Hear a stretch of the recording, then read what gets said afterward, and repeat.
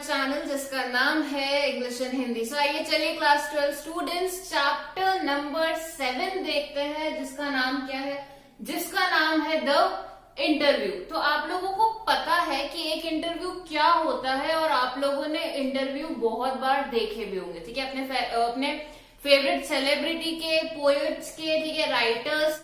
सो आप लोगों ने इंटरव्यू देखे होंगे। तो इस चैप्टर के अंदर भी कुछ ऐसा ही है, जो राइटर है वो इंटरव्यू का क्या इफेक्ट है वो बता रहे हैं पार्ट 1 में और एक इंटरव्यू बता रहे हैं पार्ट 2 में। क्लियर? सो ये लिखा किसने है? ये राइटर है क्रिस्टोफर सिल्वेस्टर, ठीक है। सो इन्होंने ये लिखा है कि एक इंटरव्यू किस तरीके से, कैसे इंसान की लाइफ पे कितना इम्पैक्ट डाल सकता है, ठीक है। सो ये बताते हैं कि इंटरव्यू 2 तरीके के इम्पैक्ट्स डालता है। 2 तरीके के इम्पैक्ट्स मतलब किसी पे प्रभाव डालना, ठीक है। तो ये पर्सन टू पर्सन वेरी करता है। किसी पर्सन के लिए ये इंटरव्यू क्या होता है, बहुत ही ज्यादा गलत प्रभाव करता है। मतलब उनको ऐसा लगता है कि उनकी पर्सनल इंफॉर्मेशन, उनकी जितनी भी जो उनकी पर्सनल लाइफ से रिलेटेड है, जिसको वो प्राइवेट रखना चाहते हैं, बीइंग अ सेलिब्रिटी और सम फेमस फिगर, ठीक है, तो वो जो अपनी लाइफ में कुछ पर्सनल स्पेस जिसे कहते हैं वो रखना चाहते हैं, तो वो इंटरव्यू नहीं देता है, ठीक है। वो उनकी कमियां, खामियां, जो भी उनकी पर्सनल लाइफ से, वो क्या करता है, लोगों के आगे रख देता है। तो कुछ लोग इंटरव्यू को एक असॉल्ट मानते हैं, ठीक है, कि ये बिल्कुल गलत है और ये नहीं होना चाहिए, कि ये इंसान का एक पार्ट उनसे छीन लेता है, ठीक है। लेकिन दूसरी तरफ कुछ लोग ऐसा मानते हैं कि इंटरव्यू होना चाहिए क्योंकि किसी के बारे में समझ मिलती है हमें। अगर हमें जानना है कि हमारा फेवरेट सेलिब्रिटी किसको डेट कर रहा है या उनकी गर्लफ्रेंड का नाम क्या है, तो वो हमें किससे पता पड़ेगा? ऑब्वियसली इंटरव्यू से पता पड़ेगा। तो किसी किसी के लिए तो इंटरव्यू बहुत बढ़िया होते हैं, ठीक है, और किसी किसी के लिए इंटरव्यू बहुत बेकार। ऑथर बोलते हैं कि 130 ईयर्स से, मतलब 130 साल से ये इंटरव्यू का रिवाज चल रहा है। मतलब people know this from last 130 years. Clear? अब कुछ फेमस पर्सनालिटीज अपने पॉइंट ऑफ व्यू रख रहे हैं किस पे? एक इंटरव्यू पे। बेसिकली वो क्या फील करते हैं रिगार्डिंग अ इंटरव्यू वो बता रहे हैं, ठीक है। सबसे पहले वी.एस. नेपॉल, ठीक है, वो क्या बोलते हैं कि उनको इंटरव्यू बहुत ज्यादा डिस्गस्टिंग लगता है। वो ऐसा बोलते हैं कि इंटरव्यू एक इंसान को वुंडेड कर देता है, मतलब जख्मी, ठीक है, और वो उनका एक पार्ट उनसे स्टील कर लेता है, ठीक है। ये किसका पॉइंट ऑफ व्यू था? नेपॉल का। Next is Lewis Carroll. ये है एलिस इन वंडरलैंड, मूवी देखी है आपने, creator of Alice in Wonderland, ठीक है। सो ऐसा बोलते हैं कि ये हमेशा हॉरिफाइड है, मतलब इनको इंटरव्यू से बहुत ज्यादा डर लगता है और ये इंटरव्यू से हमेशा भागते रहते हैं, ठीक है। इन्होंने कभी कोई इंटरव्यू नहीं देना, उनको बिल्कुल अच्छा नहीं लगता है इंटरव्यू देना, और यहाँ तक कि ये ऑटोग्राफ्स और पिक्चर्स से भी भागते हैं क्योंकि वो हॉरिफाइड लगता है, ठीक है। इसलिए वो क्या करते हैं, रिपेल करते हैं लोगों को, ठीक है, बिल्कुल एकदम। अगर कोई ऐसा आ जाता है तो उनको बिल्कुल भगा देते हैं कि नहीं, मैं तो कोई इंटरव्यू नहीं दूंगा, ठीक है। लास्ट इज रुडियार्ड किपलिंग, ठीक है। ये बताते हैं, इनका बहुत ही गंदा एक्सपीरियंस बताते हैं ये, कि ये और इनकी वाइफ बोस्टन में थे और वहां पे 2 रिपोर्टर्स ने इनका दिन क्या कर दिया, पूरी तरीके से खराब कर दिया। तो ये बोलते हैं कि इंटरव्यू क्या है, एक असॉल्ट, इसको एक क्राइम कंसिडर करते हैं। किसको? इंटरव्यू को। क्लियर? ये खुद इसको असॉल्ट बोलते हैं, लेकिन आयरनी इज व्हाट कि इन्होंने खुद ने ये असॉल्ट थोड़े साल पहले एक पर्सनालिटी पे किया था जिनका नाम क्या है, मार्क ट्वेन। क्लियर? सो ये थे कुछ के व्यूज। उसके बाद आते हैं H.G. वेल्स, जिनका भी इंटरव्यू को लेके बहुत बुरा एक्सपीरियंस है और वो भी इंटरव्यू को अच्छा नहीं कंसिडर करते हैं। लेकिन बात यह है कि इन्होंने खुद ने किसको इंटरव्यू करा था, किसी पर्सन को इंटरव्यू करा था, कंसिडरिंग इंटरव्यू बहुत खराब चीज है। क्लियर? इनके लिए अब लोग क्या मानते हैं, वो ये मानते हैं कि इंटरव्यू किस तरीके से होता है। इंटरव्यू होता है जैसे किसी ने आपके विंड पाइप पे थंबप्रिंट्स लगा रखे हो। क्लियर? तो वो आपको क्या करता है, बहुत ज्यादा सफोकेट करता है, आपको सांस भी नहीं लेने देता। तो उनके लिए इतना हॉरिफाइड था क्या, इंटरव्यू। इंटरव्यू एक ऐसी चीज है जो सबसे ज्यादा सर्विसेबल मोड ऑफ कम्युनिकेशन है, राइट, कि आप सामने वाले से क्वेश्चंस कर रहे हो, कुछ चीज पूछ रहे हो और वो उनके क्वेश्चंस के आंसर कर रहा है। क्लियर? तो आपको क्या पता पड़ता है, सामने वाले की पर्सनैलिटी, ठीक है, उनके लाइक्स डिसलाइक्स, और तभी आज के वर्ल्ड में इंटरव्यू क्या है, बहुत ज्यादा पावरफुल है और बहुत ज्यादा इन्फ्लुएंस्ड है। ठीक है, मतलब हम बहुत ज्यादा इन्फ्लुएंस हो जाते हैं इस चीज से। ठीक है, सो गाइज ये था पार्ट फर्स्ट आपके चैप्टर नंबर 7 का, द इंटरव्यू का। ठीक है, जिसमें डिफरेंट फेमस पर्सनालिटीज, इधर राइटर, क्रिएटर, ठीक है, सब लोगों ने अपने अपने पॉइंट ऑफ व्यू रखे थे किस पे, इंटरव्यू पे, येट नोइंग कि वो कितना ज्यादा पावरफुल है। राइट, अब पार्ट 2 क्लियर। सो पार्ट 2 के अंदर हमारे पास में एक इंटरव्यू का सिनेरियो है। ठीक है, 2 जने हैं, एक है इंटरव्यूअर जो इंटरव्यू लेगा और एक है पर्सनालिटी जो बहुत ज्यादा फेमस हो गई थी एक नोवेल के बाद। ठीक है, तो क्या है, नाम देखते हैं पहले। एक है हमारे हिंदू इंटरव्यूअर, ठीक है, जिनका नाम क्या है, मुकुंद। क्लियर। और नेक्स्ट है उम्बर्टो एको, a professor at a university in Italy. उनकी बहुत ही अच्छी रेपुटेशन थी सेमियोटिक्स पे। ठीक है, द स्टडी ऑफ साइंस, उन्होंने साइंस मतलब साइन लैंग्वेज। क्लियर। उनकी बहुत अच्छी रेपुटेशन थी सेमियोटिक्स में। ठीक है, लिटरेरी इंटरप्रिटेशंस में और एस्थेटिक्स में। ठीक है, before turn into writing fictions. ठीक है, जब वो फिक्शंस लिखना चालू करे उससे पहले इनका इन सब में बहुत अच्छी रेपुटेशन ऑलरेडी थी। उसके बाद जब उन्होंने लिखना चालू किया तो उन्होंने small articles, essays, children books, ठीक है, सब कुछ लिखना चालू कर दिया था। लेकिन इनको बहुत ज्यादा फेमस, ठीक है, जब वो एक बहुत अच्छी फेमस पर्सनालिटी बने थे, वो अपनी एक बुक के बाद बने थे जिसका नाम क्या, ऑफ द रोज, 1980 में। ठीक है, जो 10 मिलियन से लेके 15 मिलियन तक कॉपीज उन्होंने सोल्ड आउट करी थी उस बुक की, और वो बहुत ज्यादा फेमस राइटर बन गए थे। ठीक है, तो अब मुकुंद उनसे पहला सवाल करता है कि एक राइटर है जो आपसे ये सवाल करना चाहते हैं कि उनको समझ नहीं आता कि आप इतने सारे काम एक साथ कैसे कर लेते हैं।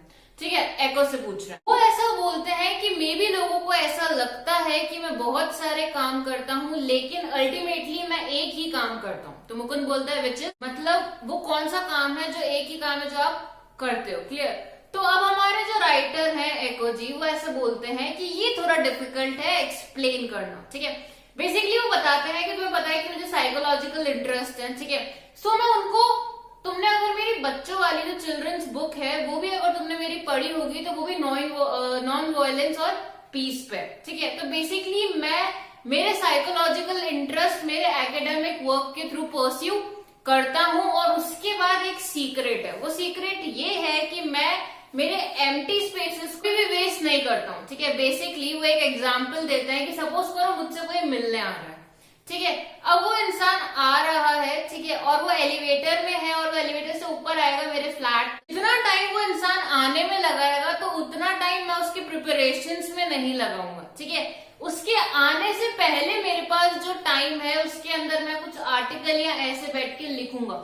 तो मैं इनको बोलता हूँ एम्प्टी स्पेसेस। ठीक है, जो बहुत ज्यादा है यूनिवर्स के अंदर और हमें वो एलिमिनेट करनी चाहिए, हमें वो हटा देनी चाहिए। हमें हमारे ये फ्री स्पेसेस जो है उनको यूटिलाइज करना चाहिए। ठीक है, तो ये उनका सीक्रेट था। Now this is very important, the next very question Mukund पूछता है वो ये था कि जो आपकी नॉन फिक्शनल राइटिंग है, मतलब जो आपकी रियलिस्टिक राइटिंग है जो आप लिखते हो, उसमें एक सर्टन प्लेफुलनेस है, एक अलग ही तरीके की क्वालिटी है, क्रिएशन है। तो आपका उस पर क्या कहना है? तो वो अपना एक एक्सपीरियंस बताते हैं और वो बोलते हैं कि एक बार मैंने लॉन्ग ऐसे लिखा था। ठीक है, बेसिकली मैं वो एक प्रोफेसर थे, तो उनका जो पीएचडी वाली चीज थी, जो लॉन्ग उनका एक ऐसे था, वो उनकी कुछ डॉक्टरल से रिलेटेड था। ठीक है, उनकी स्टडी से रिलेटेड था, एकेडमिक था। ठीक है, तो उन्होंने वो लिखा था और वो अपने प्रोफेसर को सबमिट कराने गए थे। तो उनके प्रोफेसर ने क्या बोला कि यूजुअली लोग क्या करते हैं, उनके हिट एंड ट्रायल मेथड्स को इसके अंदर पुट नहीं करते हैं, लेकिन तुमने उसके अंदर पुट करा है। और जो दूसरे लोग होते हैं वो यूजुअली बस अपना कंक्लूजन लिख देते हैं और उसको एंड करते हैं, लेकिन तुमने तुम्हारे सारे हिट एंड ट्रायल मेथड के साथ में उनका कंक्लूजन लिखा है। That is very impressive. ठीक है, और उसके बाद उन्होंने क्या डिसाइड किया था कि वो उनके उस ऐसे को एज अ बुक प्रिंट करवाएंगे। दैट मीन्स उनके प्रोफेसर को उनका लिखे हुए वो जो लॉन्ग ऐसे था वो बहुत ज्यादा अच्छा लगा था। एट द एज ऑफ 22 हमारे उम्बर्टो एको को ये चीज समझ में आ गई थी कि जो बुक्स है वो उस तरीके से लिखनी चाहिए जो जिस तरीके से मैंने मेरी रिसर्च लिखी। इसलिए मेरे एसेस के अंदर हमेशा एक नरेटिव एस्पेक्ट होता है, ठीक है। और इसलिए मैंने जो नॉवेल राइटिंग थी वो बहुत लेट स्टार्ट करी थी, एट द एज ऑफ 50। अब वो नेक्स्ट बताते हैं कि मेरा एक फ्रेंड था, उनको भी एक नॉवेलिस्ट बनना था, उनको भी नॉवेल लिखनी थी, और वो हमेशा बहुत रिग्रेट करते थे कि मैं बस ऐसे ही लिखता रह गया, मुझे कभी नॉवेल लिखने का मौका नहीं मिला।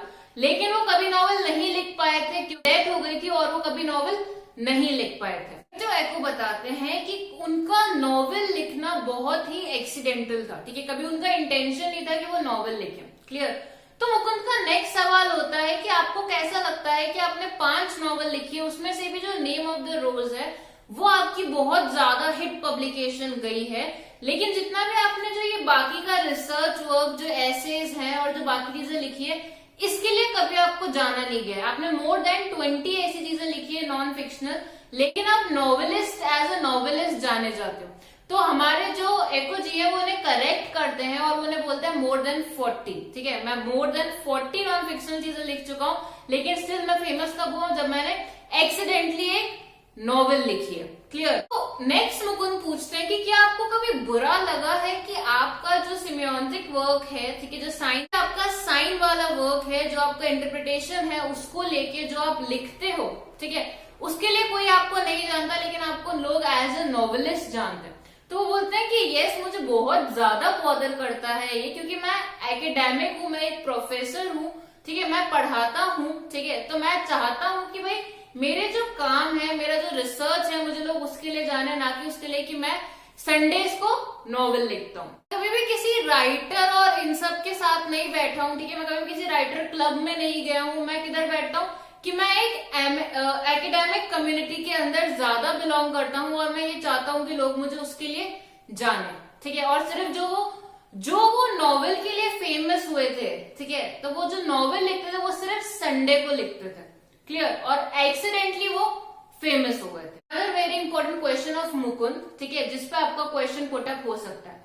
मुकुंद पूछते हैं कि आपकी जो ये नॉवेल थी वो बहुत ज्यादा इंटरेस्टिंग थी, जिसमें आपने मेडिवल पीरियड भी डाल रखा था, आपने थियोलॉजी भी डाल रखी थी, आपको ये वर्ड्स याद रखना है। क्लियर। ये अच्छे अच्छे वर्ड्स हैं जो आप अपने आंसर्स को अच्छा बनाने के लिए डाल सकते हैं। क्लियर। तो वो वर्ड्स क्या है? मेटाफिजिक्स, थियोलॉजी और आपका जो मेडिवल एस्पेक्ट था, आपने ये सब डाल के अपनी नॉवेल बनाई है। क्लियर। तो आपको क्या लगता है, आपने सबको मिक्स कर दिया और आपकी एक नॉवेल इतना ज्यादा हिट हो गई। तो हमारे बियर्टो एको बोलते हैं कि मैं खुद जानता हूं। अब आप सोचिए, अगर मैं ऐसा मानता हूं कि 6 बिलियन लोग पीपल वहां पे बाहर हैं, ठीक है, उसमें सिर्फ 10 to 15 मिलियन लोगों ने मेरी नॉवेल को पढ़ा है, सोल्ड आउट हुई है मेरी नॉवेल, ठीक है। तो मैं मानता हूँ कि जो मेरी नॉवेल है वो बहुत कम लोगों तक पहुंची है, और उनका ऐसा मानना था कि हर इंसान की अलग अलग पर्सनैलिटी होती है, अलग अलग पसंद होती है, ठीक है। तो उन्होंने ये चीज सोची थी कि अगर वो इस सबको मिला दे तो maybe there are people out, ठीक है, जो इसको पढ़ना चाहेंगे, ठीक है, जो इसको रीड करना चाहेंगे और जो इसके बारे में जानना चाहेंगे। तो मुझे ऐसा लगा था कि लोगों को सिर्फ ट्रैश नहीं, कुछ डिफरेंट हटके पढ़ना भी अच्छा लगेगा। लेकिन वो ये बोलते हैं लास्ट में, जो लास्ट उनका एक आंसर था उसमें वो ये बोलते हैं कि मुझे खुद को नहीं समझ में आया कि मेरी नॉवेल किस तरीके से इतना ज्यादा फेमस हो गई। अगर मैं इसको 10 साल पहले लिखता या 10 साल बाद में लिखता तो मुझे नहीं लगता कि ये नॉवेल फेमस होती। तो वो इसको एक मिस्ट्री मानते हैं। बियर्टो एको बताते हैं कि उनकी एक अमेरिकन पब्लिशर थी जिन्होंने वो बुक पढ़ी थी और उन्हें वो बुक बहुत ज्यादा अच्छी लगी थी। क्लियर। तो उन्होंने क्या कहा था, उन्होंने कहा था कि यूएस के अंदर बेसिकली इसकी 3000 कॉपीज ही बिकेगी, ठीक है। तो उन्होंने क्या करा था, उम्बिगटर को पैसे दे दिए थे 3000 कॉपीज के, लेकिन वहां पे 2 से 3 मिलियन कॉपीज उस बुक की, उस नॉवेल की बिक गई। तो ये उन सबके लिए सीक्रेट था कि क्या बाहर ऐसे भी लोग हैं जिन्हें ये सब मिक्स कॉम्बिनेशन अच्छा लग रहा है नॉवेल्स के अंदर। तो लास्ट में वो यही बोलते हैं कि मेरे लिए तो ये ऑल एक मिस्ट्री था कि मुझे बिल्कुल समझ नहीं आया कि कैसे मेरी एक पब्लिकेशन इतनी ज्यादा हिट हो गई। Clear? So guys, this completes my chapter number 7, the interview from the book Fleming. If you like my video, please do like, subscribe and share my channel. Thank you so much for watching.